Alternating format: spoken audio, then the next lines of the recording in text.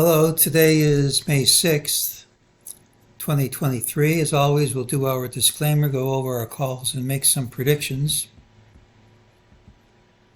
It's my trading plan for Monday, which is May the 8th, 2023. Remember, I can be wrong. All trades should be made at your own risk. The employment report came out Friday. I said I hated to make predictions ahead of that, but there should be a gap and a prompt move outside Thursday's range, and that certainly happened. Here's what we said. There were a number of reasons to think that the gap could be up, but you can never be positive about these things when these reports come out. I think it was enough reason not to hold a short, but there was a risk involved in holding along, even though the risk would have been rewarded this time. These are the patterns I'm expecting to see next week. MEJT doesn't believe this, gives us a target of 41.22.14. If we don't get up smartly, that's my call. We get to cross this old target off the list, 40.81.13. System called for it to print when we closed here, and it certainly did. MEJT says this thing won't hold, gives us the target. We stopped right at this line. It's Tom DeMark's TDST line. Resistance can go past the line by a bar, but it's still resistance.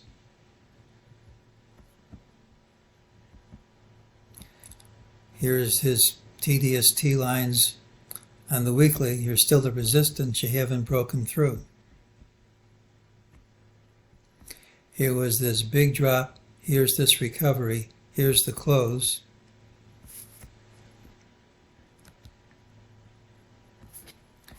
Here are the prior highs. You couldn't close over any of them, even though you traded over them. You still haven't broken through resistance.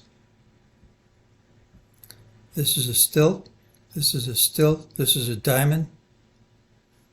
It's my inverted diamond on stilts pattern. There's resistance at and just beyond the origin of the left stilt. So you're still at resistance. Now resistance doesn't have to hold, but you stopped right at it. You couldn't break through. And it's not so good that after rallying all day on a Friday, when you expected just to follow through, we sold off in the last hour.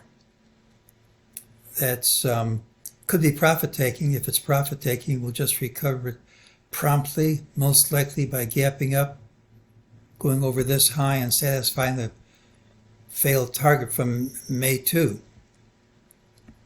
It's always possible. But for now, at least, we've stopped at resistance. And if we can't break through, here's your target, 41.22.14. I don't think there's just one way to count this, but we had an ABC down, and you can now count an ABC up.